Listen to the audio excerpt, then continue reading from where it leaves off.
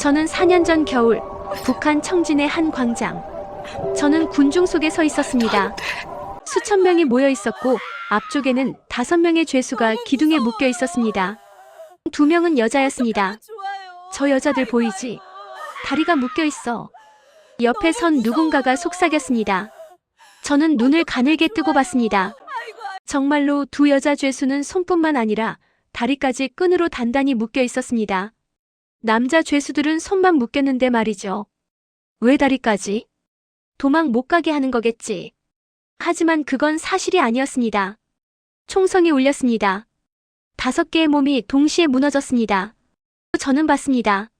왼쪽에서 2번째, 배가 불러있던 젊은 여자 죄수의 하체에서 무언가가 흘러내리려는 순간 묶인 다리가 그것을 막는 것을. 그날 밤 저는 아무것도 먹을 수 없었습니다. 한 달 뒤 저는 여동생 서진과 함께 두만강을 건넜습니다. 언니, 우리 정말 가는 거야? 응. 여기선 안 돼. 우리 같은 사람들은 여기선 사람이 아니야. 얼음장 같은 강물에 발을 담그며 저는 그 여자 죄수의 얼굴을 떠올렸습니다. 25쯤 돼 보였던 저와 비슷한 나이의 그 여자. 그녀의 마지막 눈빛이 저를 따라왔습니다. 제발 살아남아라. 증언해라. 저는 그렇게 들었습니다. 그래서 저는 강을 건넜습니다. 중국 땅을 밟은 지 사흘째 되던 날 저희는 붙잡혔습니다. 신분증. 새벽 4시 숙소 문을 박차고 들어온 중국 공안. 브로커가 준비해준 가짜 신분증은 아무 소용이 없었습니다. 누군가 신고했던 겁니다. 조선족 아니지? 북쪽에서 왔지? 저는 아무 대답도 하지 못했습니다. 옆에서 서진이 떨고 있었습니다. 언니, 괜찮아. 괜찮을 거야. 거짓말이었습니다. 저는 알고 있었습니다. 송환되는 순간 우리에게 무슨 일이 벌어질지. 3일 뒤 저희는 트럭에 실려 신의주로 넘어갔습니다. 국경 검문소를 지날 때 북한 보위원들의 얼굴이 보였습니다. 차갑고 무표정한 얼굴들. 너희들 조국 배반자들. 욕설이 쏟아졌습니다. 뺨을 때리는 손. 발로 차이는 몸. 하지만 그건 시작에 불과했습니다. 창 없는 트럭에서 16시간을 달렸습니다. 목적지는 함경북도 깊은 산속의 수용소. 철문이 열리고 닫혔습니다. 쾅. 그 소리가 아직도 귓가에 맴돕니다. 철문이 닫히는 소리. 지옥의 문이 닫히는 소리. 수용소 안은 어두웠습니다. 2월의 차가운 바람이 허술한 막사 사이로 파고들었습니다. 받았습니다. 이 같은 천조각. 번호가 새겨진 천조각. 4517호. 너는 이제 이름이 없다. 관리원이 말했습니다. 그 순간부터 저는 서윤이 아니었습니다. 그저 4517호. 조국 배반자. 인민의 적. 첫날 밤 막사에서 신음소리가 들렸습니다. 누군가 우는 소리. 누군가 기도하는 소리. 그리고 멀리서 여자의 비명. 제발. 제발이요. 서진이 제 손을 꽉 잡았습니다. 언니 무서워. 쉿.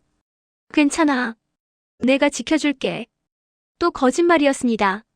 이곳에서는 아무도 지켜줄 수 없었으니까요. 수용소의 일과는 새벽 5시에 시작됩니다. 점호, 사상교양, 그리고 노동. 광산작업, 농사, 건설. 하루 14시간씩 일했습니다. 하지만 가장 끔찍한 것은 노동이 아니었습니다. 밤이었습니다. 4517호, 5238호 나와. 관리원이 이름을 부릅니다. 아니, 번호를 부릅니다. 불려나간 사람들은 대부분 젊은 여자들이었습니다. 처음에는 몰랐습니다. 어디로 가는지, 무슨 일이 벌어지는지. 특별노동이래. 관리원실 청소. 누군가 그렇게 설명했습니다. 하지만 한 달이 지나자 모두가 알게 되었습니다. 청소가 아니라는 것을. 새벽에 돌아온 여자들의 눈빛. 찢어진 옷. 멍든 몸. 아무도 말하지 않았지만 모두가 알았습니다. 4517호. 어느 날 밤 제 번호가 불렸습니다. 나와. 저는 서진을 바라봤습니다. 동생의 눈에 공포가 가득했습니다. 언니. 괜찮아. 관리원실로 가는 복도는 어두웠습니다. 앞서 걷는 관리원의 뒷모습. 술 냄새가 났습니다. 문이 열렸습니다. 방 안에는 3명의 간부가 있었습니다. 들어와. 그날 밤 무슨 일이 벌어졌는지 저는 말할 수 없습니다. 다만 새벽 3시에 막사로 돌아왔을 때 저는 더 이상 예전의 서윤이 아니었습니다. 한 달 뒤 저는 알게 되었습니다. 제가 임신했다는 것을. 이럴 수가. 몰래 구한 임신 테스트기. 2줄. 분명한 2줄.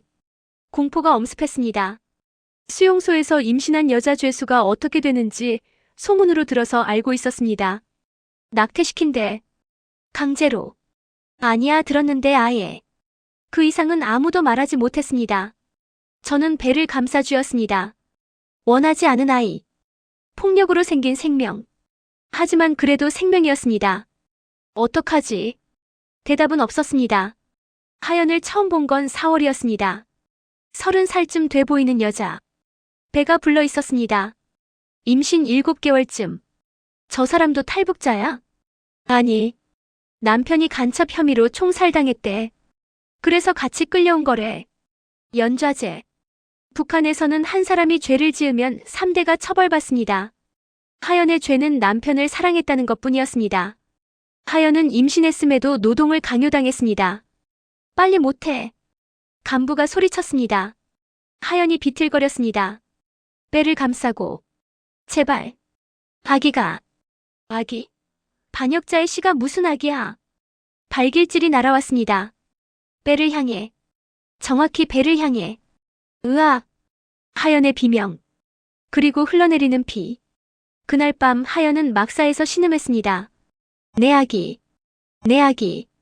사흘 뒤 하연의 몸에서 아기가 나왔습니다. 움직이지 않는 작은 아기. 의무실도 의사도 없었습니다. 그저 천으로 감싸고 땅에 묻었습니다. 일주일 뒤 하연은 스스로 목숨을 끊었습니다. 막사 천장에 횃대에 옷을 묶어서. 하연이가. 모두가 울었습니다. 조용히 소리내지 않고. 그날 밤 나이든 한 여죄수가 저에게 속삭였습니다. 4517호, 너도 임신했지? 저는 놀라서 그녀를 봤습니다. 어떻게? 다 보여. 입덧하는 거, 배 만지는 거. 조심해. 들키면 어떻게 되는데요? 낙태시켜. 강제로. 그것도 아무 마취 없이 그냥. 아니면. 그녀는 말을 멈췄습니다. 아니면. 처형해. 임신한 채로. 그게 무슨. 하체를 묶어. 총 맞을 때. 아기가 나오지 않게. 그 순간 4년 전 청진 광장에 그 여자 죄수가 떠올랐습니다. 묶인 다리. 멈춰진 생명. 그게 사실이었구나. 응. 체제의 체면이래. 죽는 순간까지 인민의 적이 인민의 땅에 남아선 안 된다고. 저는 그날 밤 한숨도 자지 못했습니다. 뱃속의 아이가 움직였습니다. 작은 떨림. 미안해. 내가 이런 곳에서. 눈물이 흘렀습니다. 하지만 울 수도 없었습니다. 들키면 안 되니까. 6월이 되자 제 배가 눈에 띄기 시작했습니다. 작업량이 줄었습니다. 아침 점호 때 제 번호가 불리지 않았습니다. 4517호는 대기. 이상했습니다. 수용소에서는 일하지 않으면 밥을 주지 않습니다. 그런데 저는 일하지 않아도 되었습니다. 이상해. 뭔가 이상해. 서진이 걱정스러운 얼굴로 말했습니다. 언니, 너 혹시. 응. 임신한 것 같아. 언니. 쉿. 들켜선 안 돼. 하지만 이미 늦었습니다. 관리원들은 다 알고 있었습니다. 어느 날 막사 청소를 하다가 우연히 들었습니다. 간부들의 대화. 문제 여죄수 명단에 또 올라왔어. 누구? 4517호. 임신 5개월 추정. 처리 날짜는 7월 15일. 심장이 멎는 것 같았습니다.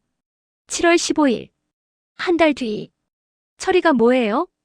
막사로 돌아와 나이든 여죄수에게 물었습니다. 처형이야. 임신한 채로요? 응. 명단에 오르면 끝이야. 왜 한 달이나 기다리는 거예요? 배가 더 불러야. 얘가 되니까. 네. 다른 죄수들에게 보여주는 거지. 탈북자의 씨가 어떻게 되는지 보여주려고. 저는 그 자리에 주저앉았습니다. 어떡하지? 어떻게? 탈출해야지. 탈출. 어떻게 해요? 여긴 철조망 3중으로 둘러싸여 있고 경비병이 24시간 감시하는데 방법이 있을 거야. 찾아봐야지. 하지만 방법은 없었습니다. 수용소는 완벽했습니다. 완벽한 감옥. 일주일이 지났습니다. 2주가 지났습니다. 7월 1일 새로운 관리자가 왔습니다. 이름은 강민성. 30 중반쯤 돼 보이는 남자. 그는 다른 간부들과 달랐습니다. 죄수들을 때리지 않았습니다. 욕하지 않았습니다. 어느 날 작업 중 그가 제 옆을 지나가며 속삭였습니다. 4517호. 날 믿을 수 있겠어요? 저는 고개를 들 수 없었습니다. 7월 15일, 당신은 죽습니다. 제가 도와줄게요. 그는 그렇게 말하고 사라졌습니다. 강민성은 3일간 제게 다가오지 않았습니다. 저는 혼란스러웠습니다. 믿어야 할까? 이것도 함정일까? 7월 4일 밤 막사 뒤편에서 그를 만났습니다. 왜 저를 도우려는 거예요? 제가 물었습니다. 하연을 알았어요? 그가 반문했습니다. 예. 저도 그 순간을 봤습니다. 간부가 배를 차는 것, 아기가 흘러나오는 것, 그의 목소리가 떨렸습니다. 저는 군인입니다. 명령에 복종하도록 훈련받았습니다. 하지만 그날 저는 깨달았습니다. 이건 명령이 아니라 범죄라는 것을. 그래도 관리자잖아요. 당신은 가해자예요. 맞습니다. 저도 공범입니다. 그래서 속죄하고 싶습니다. 그는 주머니에서 작은 종이를 꺼냈습니다. 수용소 지도. 여기 동쪽 철조망. 매주 금요일 새벽 4시에서 5시 사이 경비 교대 시간이 있습니다.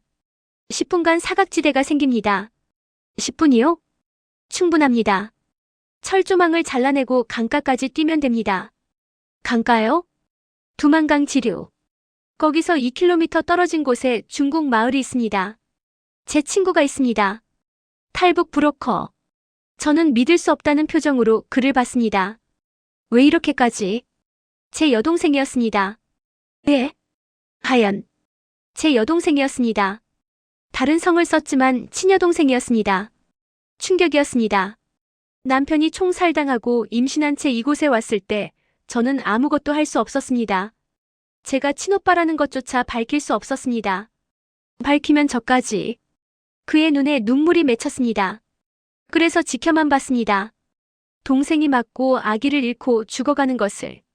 저는 인간 쓰레기입니다. 하지만 당신만큼은 그렇게 죽게 둘 수 없습니다. 제발 살아서 증언해주세요. 여기서 무슨 일이 벌어지는지. 저는 한참을 그를 바라봤습니다. 당신 동생은 왜 당신에게 도움을 청하지 않았나요? 청했습니다. 하지만 저는 거절했습니다. 두려워서. 제 목숨이 아까워서. 그런 당신이 이제 와서 왜? 동생 무덤에 갔습니다. 이름도 없는 번호만 새긴 작은 돌. 거기 서서 깨달았습니다. 이대로 살면 저는 평생 인간이 아니라는 것을. 저는 고개를 끄덕였습니다. 알겠어요. 믿을게요. 7월 12일 금요일 새벽. 준비하세요. 동생도 데려가야 해요. 안 됩니다. 2명은 너무 위험합니다. 그럼 안 가요. 4517호. 제 이름은 서윤이에요. 그리고 제 동생 서진을 두고는 못 가요. 그는 한숨을 쉬었습니다. 알겠습니다. 둘 다. 7월 12일 금요일. 새벽 3시 50분, 저와 서진은 막사 뒤편에서 강민성을 기다렸습니다. 언니, 정말 괜찮을까? 모르겠어. 하지만 여기 있으면 우린 죽어. 3시 55분, 그가 나타났습니다. 손에 철사 절단기를 들고. 준비됐어요? 예. 제가 먼저 반대편 경비초소로 가서 주의를 끌겠습니다. 도주자가 있다고 외치는 순간 여러분은 달리세요. 동쪽 철조망으로. 알겠어요. 철조망에 이미 표시해뒀습니다. 빨간 끈이 묶인 곳. 거기를 자르고 기어나가세요. 당신은요? 저는 못 갑니다. 왜요? 제가 사라지면 바로 추격조가 출동합니다. 저는 여기 남아서 시간을 벌어야 합니다. 하지만 괜찮습니다. 이게 제 속죄니까요. 그는 돌아서려다가 멈췄습니다. 4517호. 아니, 서윤 씨. 자유의 땅에 가거든 하연 이야기를 해주세요. 제 동생이 얼마나 선한 사람이었는지. 약속할게요. 사시정각. 도주자다. 서쪽의 도주자. 강민성의 외침이 밤 공기를 갈랐습니다. 경보음이 울렸습니다. 지금이야. 저와 서진은 뛰었습니다. 어둠 속을 뛰었습니다. 철조망이 보였습니다. 빨간 끈. 있다. 절단기로 철조망을 잘랐습니다. 손이 베었습니다. 피가 났습니다. 상관없었습니다. 기어나가. 서진이 먼저, 저는 뒤를 따라. 멈춰. 뒤에서 고함이 들렸습니다. 궁견이 짖었습니다. 빨리. 강가가 보였습니다. 뗏목이 하나 묶여 있었습니다. 강민성이 준비해둔 것. 타. 뗏목에 올랐습니다. 밧줄을 풀었습니다. 총성이 울렸습니다. 탕. 물보라가 튀었습니다. 귀를 스치는 총알. 엎드려. 뗏목이 흘러갔습니다. 물살을 따라. 서진이 신음했습니다. 서진아. 괜찮아. 팔에 스친 것 같아. 피가 흘렀습니다. 하지만 멈출 수 없었습니다. 10분, 20분, 30분. 뗏목은 흘러갔습니다. 그리고 마침내 중국 땅이 보였습니다. 저기다. 해가 떠올랐습니다. 2014년 7월 12일 새벽 5시 37분. 저희는 자유의 땅에 발을 디뎠습니다. 중국에서 라오스, 라오스에서 태국, 그리고 마침내 대한민국. 4개월간의 여정 끝에 2014년 11월 저는 인천공항에 도착했습니다. 대한민국에 오신 것을 환영합니다. 입국 심사관이 말했습니다. 저는 그 자리에서 무너졌습니다. 울었습니다. 괜찮으세요? 네. 괜찮아요. 정말 괜찮아요. 하나원에서 3개월간의 적응 교육을 받았습니다. 한국 사회, 한국 문화, 한국어. 그리고 병원에 갔습니다. 축하합니다. 건강한 아이예요. 초음파를 보며 의사가 말했습니다. 정말이요? 네. 여기 보세요. 심장이 뛰고 있어요. 톡톡톡. 작은 심장 소리. 저는 또 울었습니다. 2015년 3월 15일, 저는 딸을 낳았습니다. 이름은 뭐로 하실 거예요? 하연이요. 김하연. 서진이 이상하다는 표정으로 저를 봤습니다. 언니, 그 사람. 응. 수용소에서 죽은 그 사람. 내 친구. 이 아이의 이름은 하연이야. 딸을 안았습니다. 따뜻한 생명. 넌 자유의 땅에서 태어났어. 누구도 내 다리를 묶을 수 없어. 넌 내가 원하는 곳 어디든 걸어갈 수 있어. 2018년 현재 저는 서울에서 작은 카페를 운영합니다. 서진은 대학생이 되었습니다. 하연이는 3살이 되어 뛰어다닙니다. 매년 7월 12일 저는 하연의 무덤을 찾습니다. 물론 북한에는 갈 수 없으니 서울의 한 공원에 작은 추모비를 세웠습니다. 하연아, 나왔어. 내 조카도 데려왔어. 내 이름을 물려받은 아이. 바람이 붑니다. 너희들 이야기를 하고 다녀. 북한에서 무슨 일이 벌어지는지, 여자 죄수들이 어떤 고통을 받는지, 다리가 왜 묶이는지. 하연이가 제 손을 잡습니다. 엄마, 누구랑 얘기해? 응. 엄마 친구. 아주 용감했던 친구. 나도 용감해질래. 그래, 우리 하연이. 넌 용감한 아이가 될 거야. 그리고 자유롭게 뛰어다닐 거야. 아무도 널 묶을 수 없어. 2018년 현재 북한에는 여전히 수많은 수용소가 있습니다. 여전히 여성 죄수들이 고통받고 있습니다. 여전히 임신한 여성들의 다리가 묶이고 있습니다. 하지만 저는 증언합니다. 저는 살아남았고 기억하고 말합니다. 왜냐하면 침묵이 또 다른 희생을 만들기 때문입니다. 북한 여성 죄수들은 마지막 순간까지 인간이 아닌 체제의 체면을 위해 다리가 묶입니다. 누군가의 침묵이 또 다른 희생을 낳습니다. 이 현실을 알리는 것이 그들의 족쇄를 푸는 첫걸음입니다. 저는 2다리로 자유의 땅을 걷습니다. 하연을 위해, 그리고 여전히 그곳에 있는 모든 이들을 위해.